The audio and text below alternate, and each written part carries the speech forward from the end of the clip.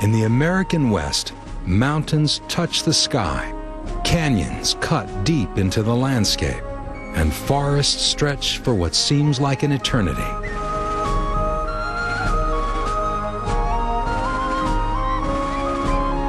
It's all about size, and no place has trees as tall as California's coastal redwoods, or as large as its giant sequoias. In Northern California, trees can rise to nearly 380 feet and weigh close to 2,000 tons. A few of these giants are thousands of years old, reminders of a time when North America's forests covered much of the continent and reached for the heavens.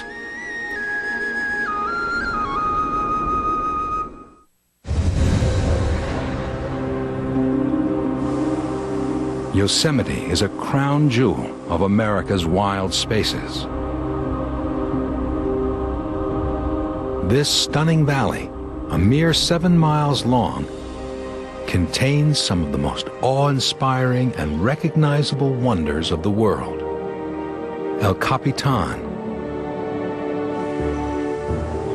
and its majestic partner, Half Dome.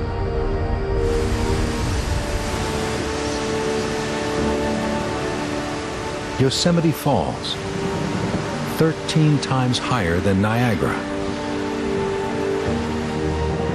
The giant sequoia, a species as tall as a 30-story building, its trunk wider than many city streets. No living thing in the known history of the planet has ever matched it for size. Yosemite lies in the granite heart of California's mighty Sierra Nevada mountain range. This land of giants was forged by 4 titanic forces of nature.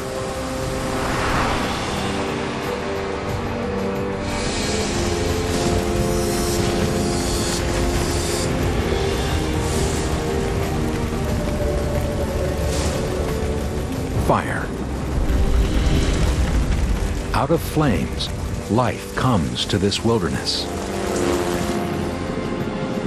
I believe and feel that they are breathing a sigh of relief from this fire and this burn.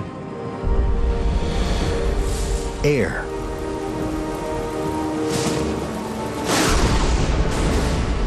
Where heaven and earth meet, humans venture at their peril. A tremendous bright flash and this huge explosion. Earth. An awesome ancient pressure breaks out of solid stone. Please don't move.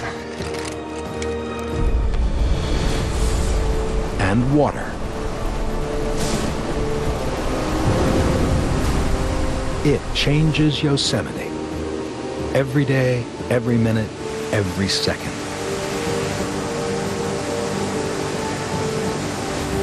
This is the way Yosemite Valley changes shape. We'll come face to face with the power of fire, air, earth, and water. To reveal Yosemite's wild side, we'll follow paths few ever take. From its most remote corners to its death-defying heights.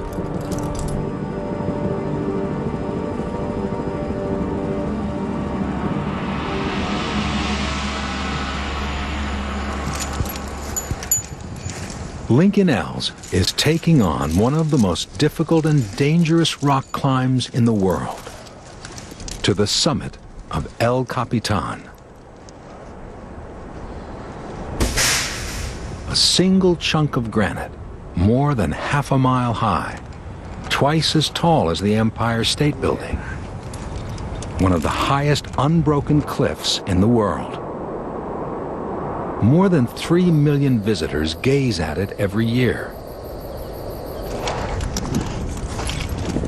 Few experience it like this. El Cap requires an expert hand. Lincoln is a world-class climber. On this journey, he'll take us with him. This climb is part extreme sport, part science.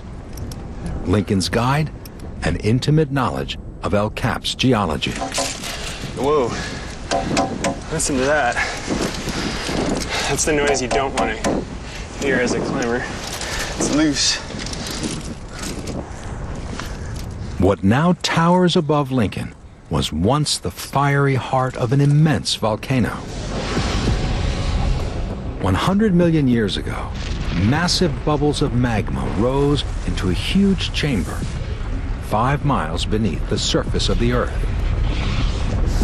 That magma cooled into a single gigantic slab of granite, 350 miles long, 60 miles wide, and 10 miles thick. As water erodes the overlying rock, the granite rises. We see parts of it today, as El Capitan and Yosemite's other great stone sentinels. It'll take Lincoln and his support climber Chris McNamara 3 days to reach the summit of El Cap, if nothing goes wrong. I'm gonna slip in, and we can chow down. You want to race that corner? Yeah, once I get in. Oh, I've got big wall hands. Oh, I could stand that. What could go wrong is Yosemite's most unpredictable natural force: the weather, the power of the Earth's atmosphere, the power of air. Yosemite's great granite monoliths are so high, they attract lightning.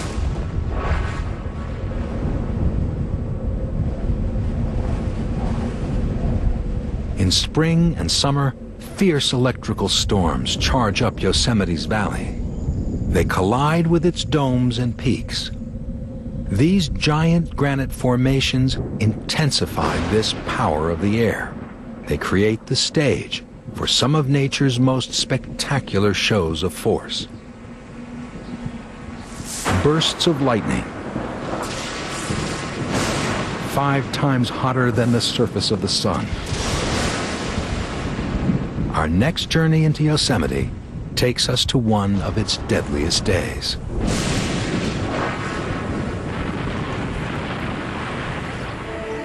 July 27, 1985. 5 men set out on a hike made by thousands of visitors in Yosemite every year. Their destination is 5 miles down the valley from El Capitan, the summit of the park's tallest granite peak, the towering Half Dome, nearly 5,000 feet high.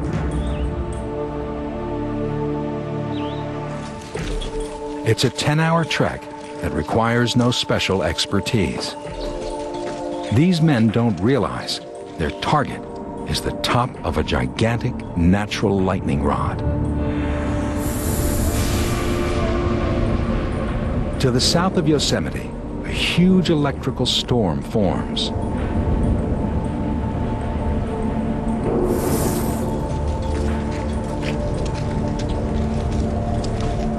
On this day, Adrian Esteban was one of the lead hikers.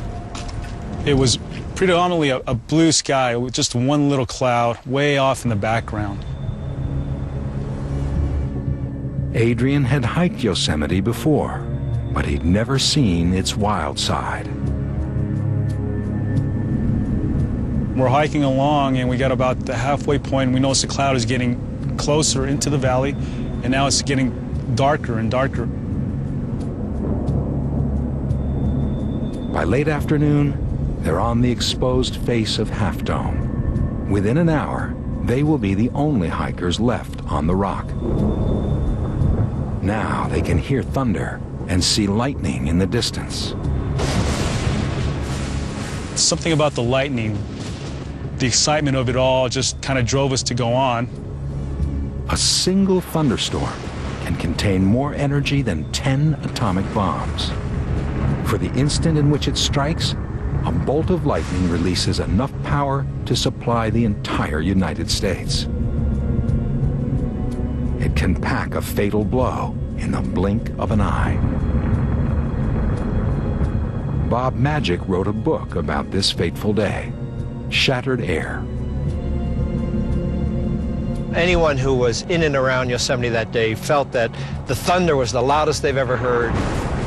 The reverberations on the ground, on the granite, were the most extreme they've ever felt.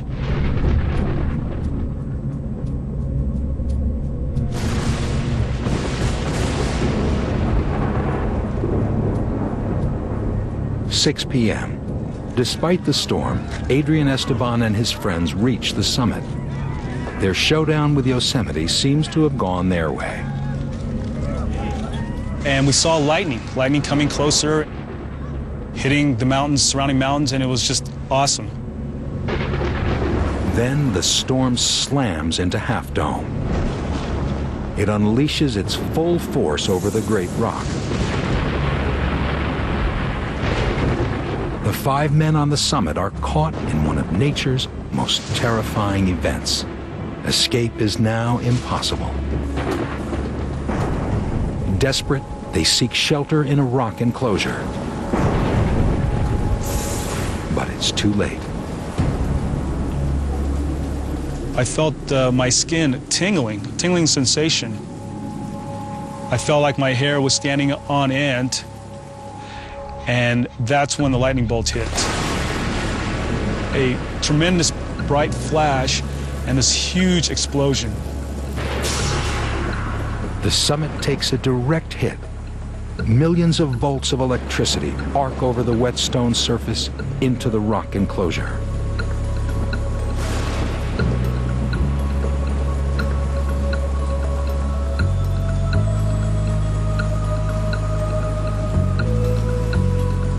The lightning strike kills 2 of Adrian's friends.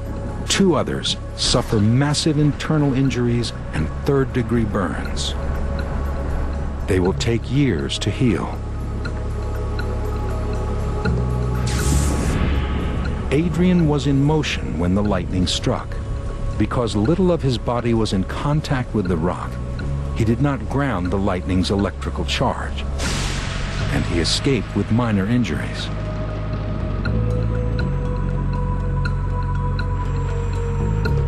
And I just want to impress on people that the dangers of nature, how strong, how unpredictable it can be, you have to respect it. Man is no match for nature in all its awesome power. Yosemite is a stage where this awesome power of nature plays the lead role. Lincoln Els has a seat in the balcony. He's precariously poised high up the face of El Cap. Above him, nothing but sheer stone and clear air. Lincoln has witnessed the terrifying power of Yosemite's storms. They pack a 1-2 punch of force that helps shape this wilderness. Not only do they bring lightning, but water. Millions and millions of gallons.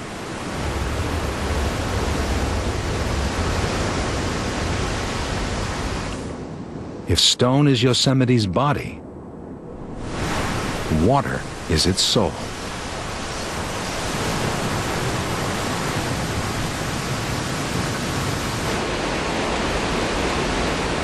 What most visitors see are Yosemite's towering waterfalls, including North America's highest, Yosemite Falls, a 2,500-foot drop.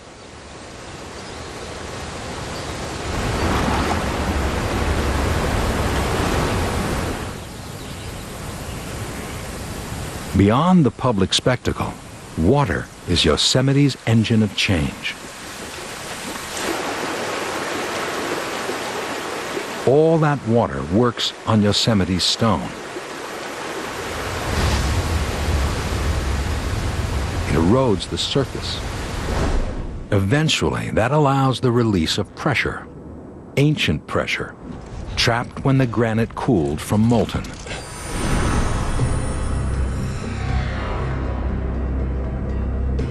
The magma that formed present-day Yosemite cooled under an immense load, billions of tons of overlying rock. That weight trapped pressure in the granite like a clenched fist. Over the course of 80 million years, the huge slab rose as the earth above it was eroded away. As it reached the surface, the action of water helped release the pressure trapped within the stone. The first sign of that pressure release? Cracks. The same cracks Lincoln uses on the face of El Cap.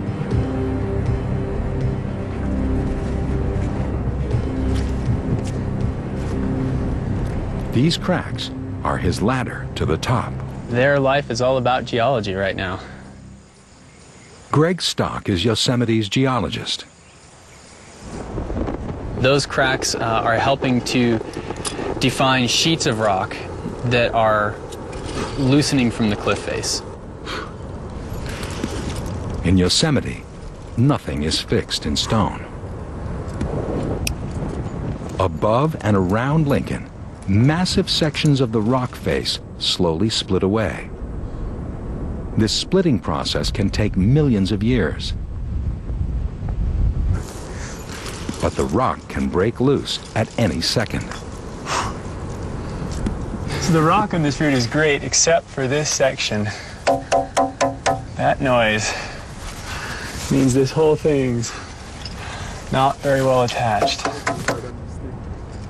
For Lincoln, this is not just a rock climb. It's a geology test he can't afford to fail.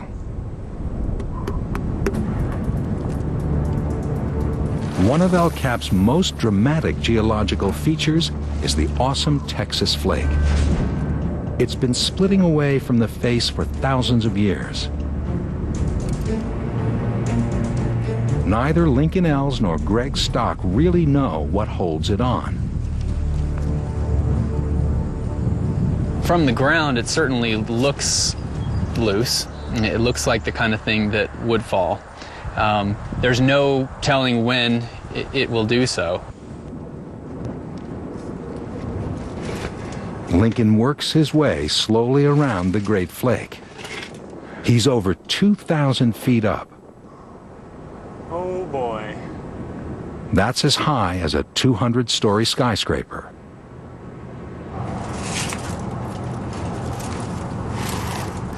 Now he begins to climb between Texas Flake and the sheer face.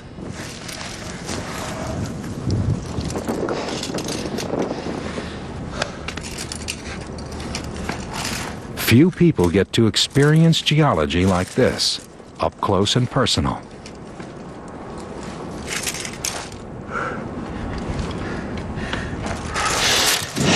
Whole thing's just split away from the wall. Just sitting here. A couple million pounds, who knows?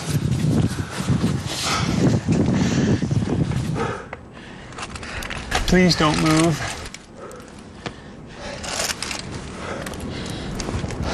Only 10 years ago, something as big as Texas Flake did come loose, and the result was catastrophic. –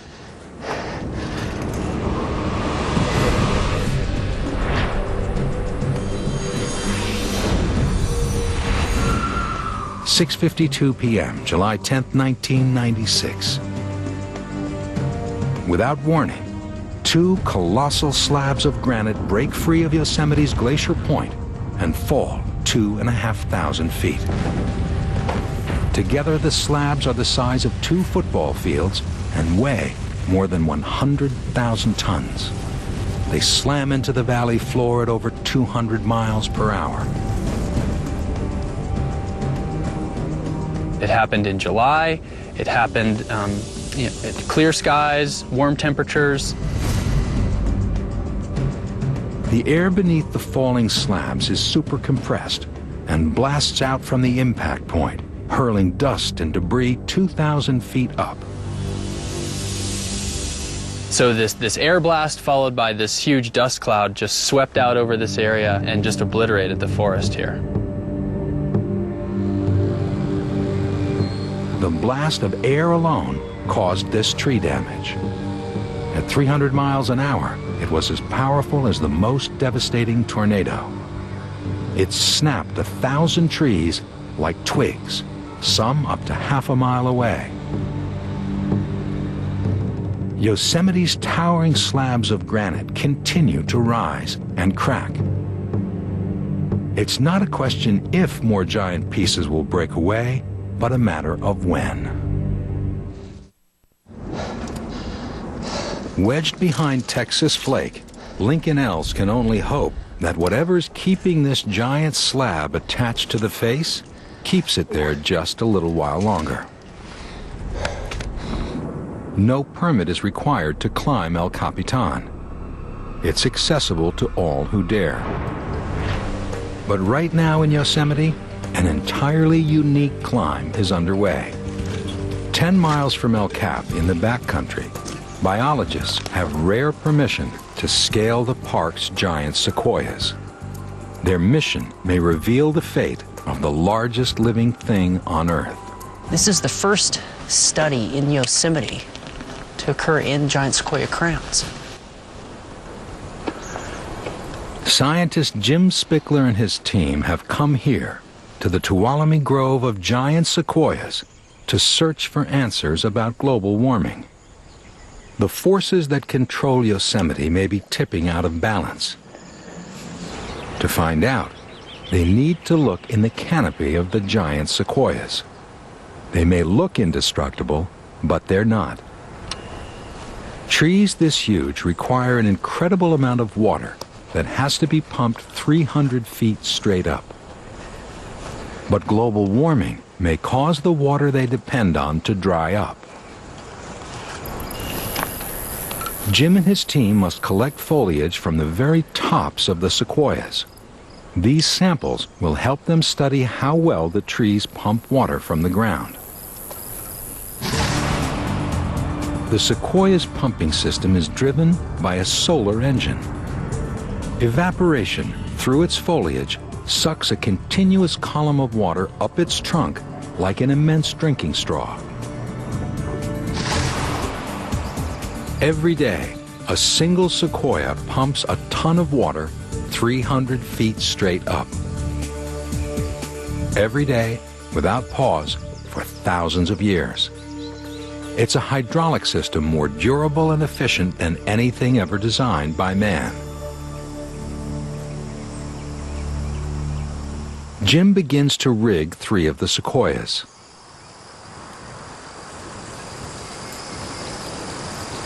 He has to shoot a guide rope over one of the tree's topmost branches. They're hidden by foliage 300 feet above.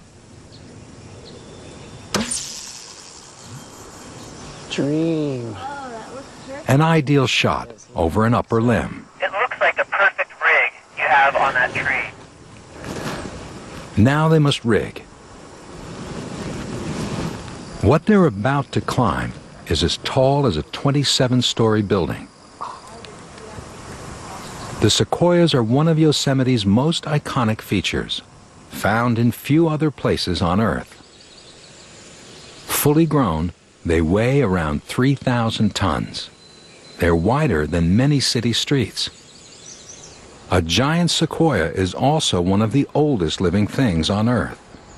Some sequoias have been around as long as 3,000 years. They were already ancient when Cleopatra reigned in Egypt. Is she ready to go? Yes. It takes Jim and his team a full day to rig the trees.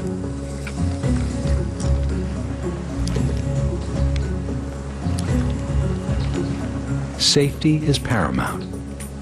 A fall from 300 feet will kill you just as surely as a fall from 3,000.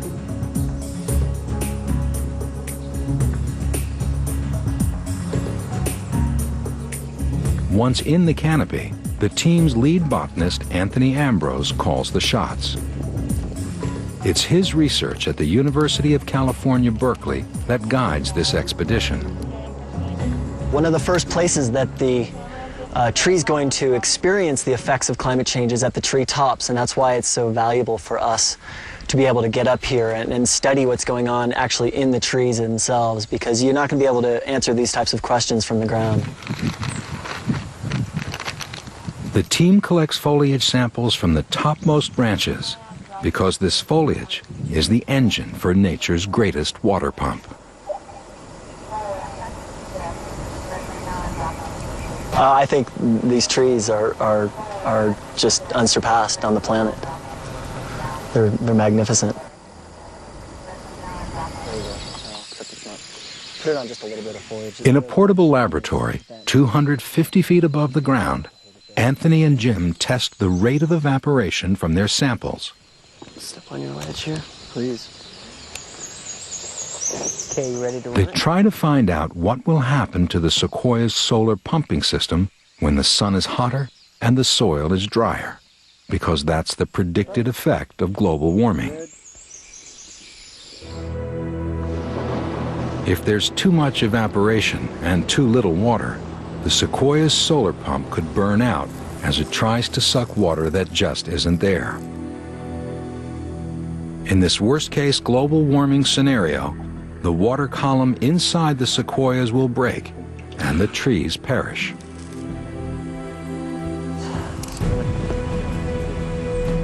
We have to make sure that we preserve their habitat now.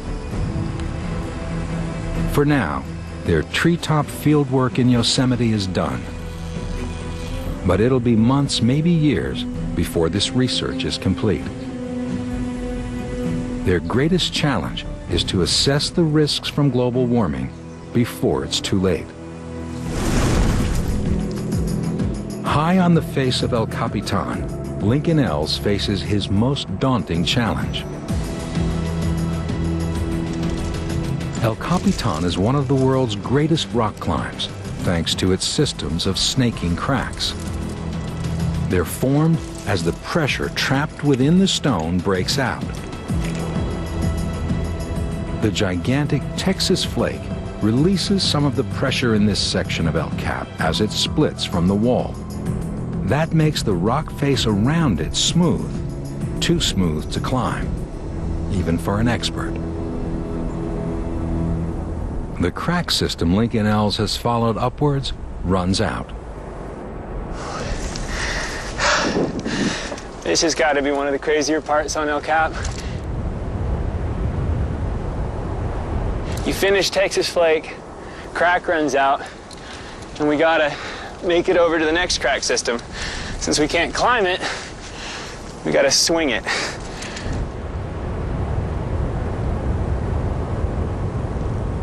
So, I'm down at the end of the line. I'm gonna go for a little ride. Here we go. Swinging, Chris. Lincoln will now attempt one of rock climbing's most spectacular maneuvers. Yosemite climbers call it the King Swing. He's 1,500 feet up, hanging on 100 feet of rope.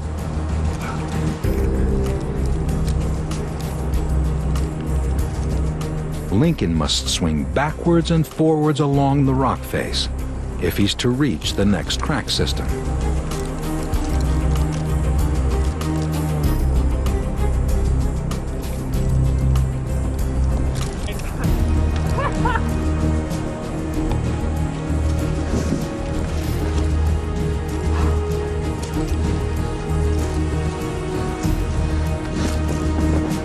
Each swing builds greater momentum and brings him closer and closer to the crack system that leads to the summit.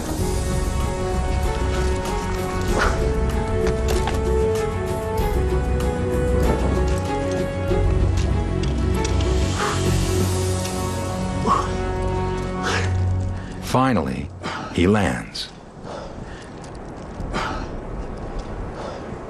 Now, a new set of geological challenges.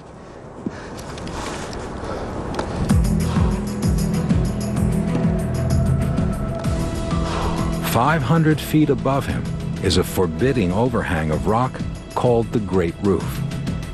This massive geological scar will be Lincoln's last major barrier to the top.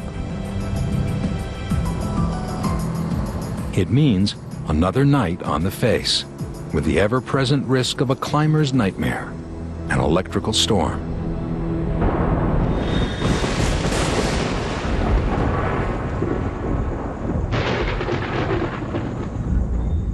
Lightning may be one of nature's most powerful and deadly forces. But drawn down to the earth of Yosemite, it's also a life giver. Lightning starts 88% of all of Yosemite's wildfires. But this wilderness needs fire to survive. Fire lights our next journey into Yosemite, and our guide is Yosemite's fire specialist, Taro Posina.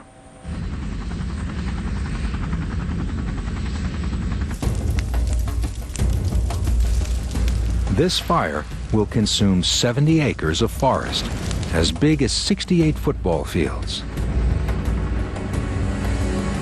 But it wasn't started by lightning. It was deliberately started by a man. Tone 2. Taro is that man.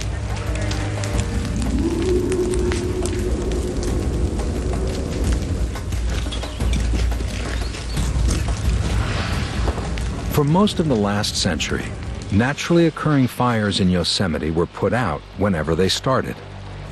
The result was an incredible buildup of deadwood and undergrowth, which fueled catastrophic infernos. Now, national park firefighters play catch-up. They manage and allow naturally occurring fires to burn, or set controlled fires like this. Taro and his specialist team clean out excess deadwood and recycle valuable nutrients back into the soil. We can't let all fires burn, and we can't put all fires out. We have to find that medium, but understand that fire is a vital and important part of our ecosystem.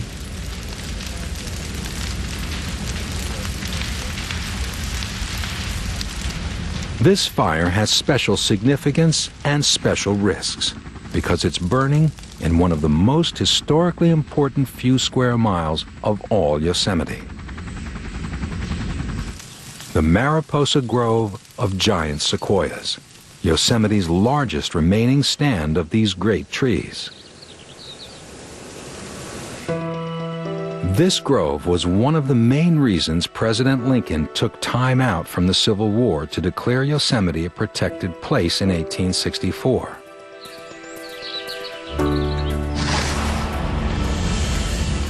During the decades when it was policy to stop fires at all costs, barely a single new sequoia sprouted.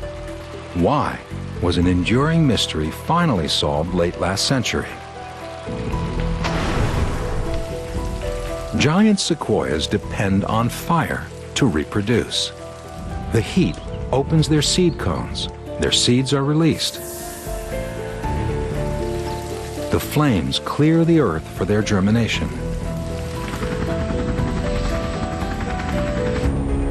Copy, Jeff. Yeah, it looks like you and Henson have a really nice line of ignition. Taro flies reconnaissance as the fire moves into Mariposa Grove.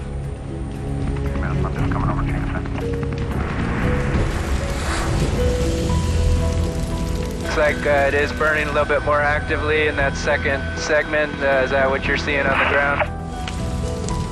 While lesser trees blaze around them, the giant sequoias stand virtually unscathed by the flames. They're remarkably fire-resistant. Their bark is the thickest of any tree on Earth, up to 2 feet, and their sap contains a high percentage of the fire-retardant chemical tannin. You can look at the fire scars at the base of the sequoias. They've seen fire for eons, and they will continue to see it if we have anything to do about it. Taro and his fire team work to bring the natural forces that sustain Yosemite back into balance. Fire is a vital part of life here.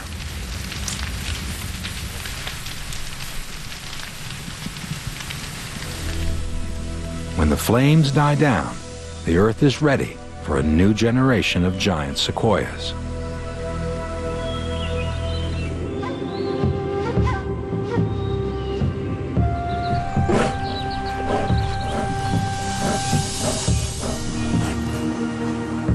In every corner of the park, Yosemite's rangers and scientists try to restore a balance threatened by man's presence. Tori Sayer is Yosemite's bear specialist.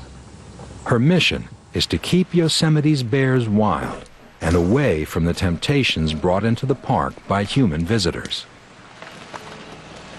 I know that a lot of people, when they think of Yosemite bears, they do think of those bears going through the campsites and parking lots and think of, you know, the bad bears.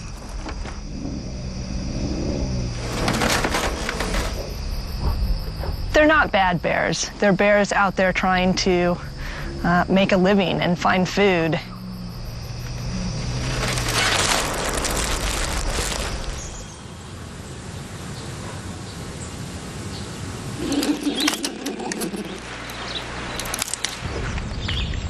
For wild bears to stay wild, they need natural food, particularly acorns, one of nature's highest calorie foods. That's where Yosemite's fire policy plays its role in the bear's survival.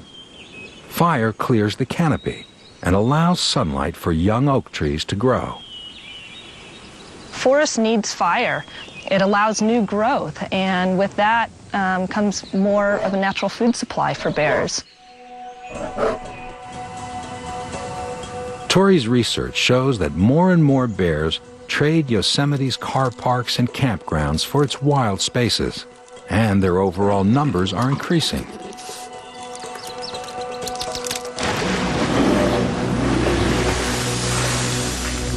We know we have a healthy population of bears here. We are starting to get more and more sightings of bears in areas of the park where we've never had bear sightings before.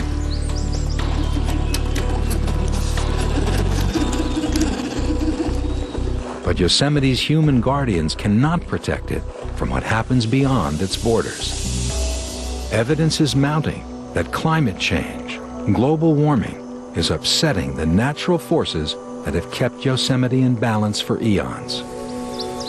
Finding undisturbed nature, even in Yosemite, is a challenge greater than ever. 2,000 feet up, Lincoln Els is on his final push to the summit of El Capitan. This daunting overhang is known as the Great Roof. It's all that's left of a single column of rock that's been breaking away from the face of El Capitan for at least 10,000 years. And right now, it's Lincoln Els' last geological barrier on his climb to the top. This is like being right under the lip of a breaking wave. It's amazing.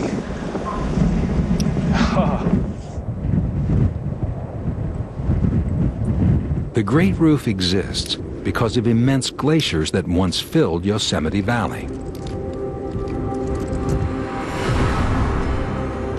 Over a series of great ice ages that ended 10,000 years ago, glaciers bulldozed through Yosemite to create sheer vertical cliffs. When the glaciers retreated, pressure trapped within the stone pushed directly outwards, breaking entire columns of rock away. The Great Roof is all that remains of one of those columns.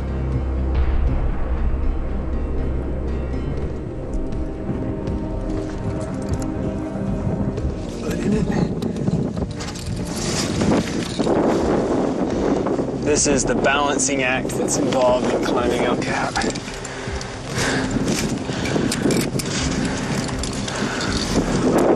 Woo. Much better.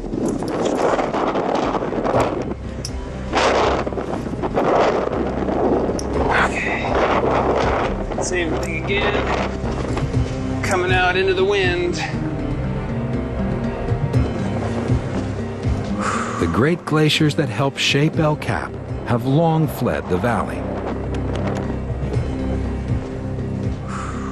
But glaciers have not entirely left Yosemite.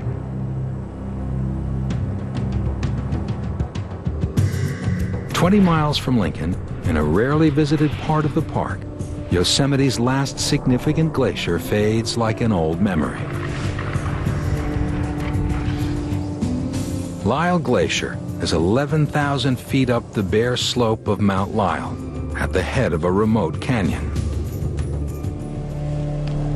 Geologist Greg Stock treks into Yosemite's past to look for answers about its future. All over the world, glaciers retreat. They provide some of our most dramatic evidence of global warming. So it is in Yosemite.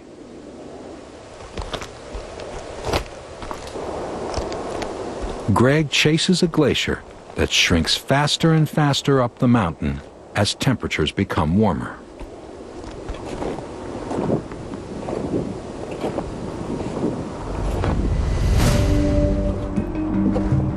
Best estimates are that in 50 to 75 years, this glacier will be essentially gone.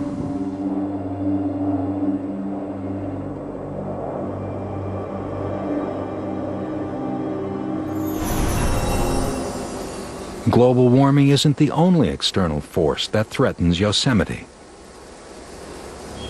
The drift of aerial pesticides from outside the park has helped push one of Yosemite's most abundant creatures to the brink of extinction, the mountain yellow-legged frog.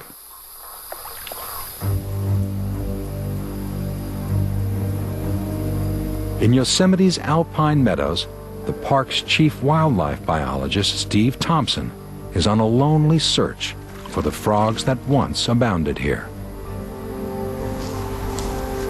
We're talking about millions of animals that have been reduced to, I don't even want to speculate how few we have, because we're just finding out how few we have. 10 years ago, mountain yellow-legged frogs were the most numerous amphibians in the Sierra Nevada range. Their numbers have plummeted by 95%. And the glacial ponds and lakes of Yosemite are one of their last refuges. People have this image of a national park being held inviolate, protected. But unless there is change, immediate change and big change, they're likely to lose a lot of the things that they hold dear here in Yosemite.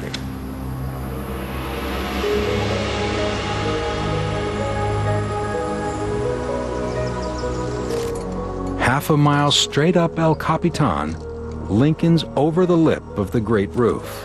He closes in on the summit.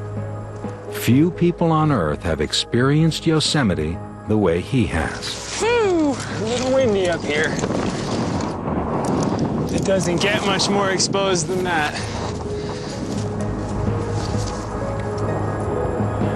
Whoa.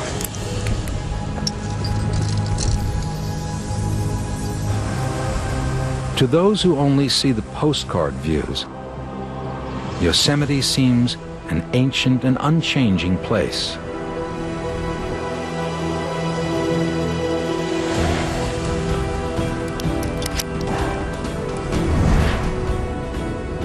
Its beauty frozen in stone and framed by its great cascades.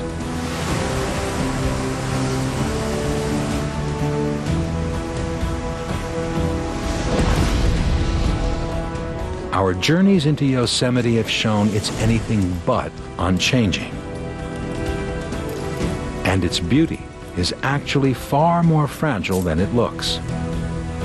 From the time humans first set foot in this extraordinary wilderness, it's been a place of wonder and inspiration. Woo!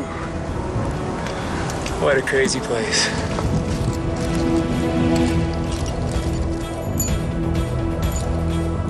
The more we understand about the forces that created Yosemite, the more we understand our responsibility to it.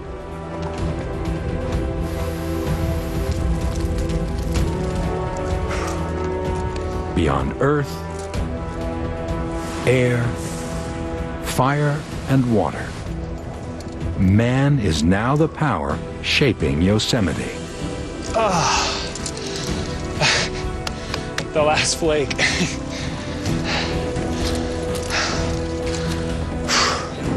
Just topped out.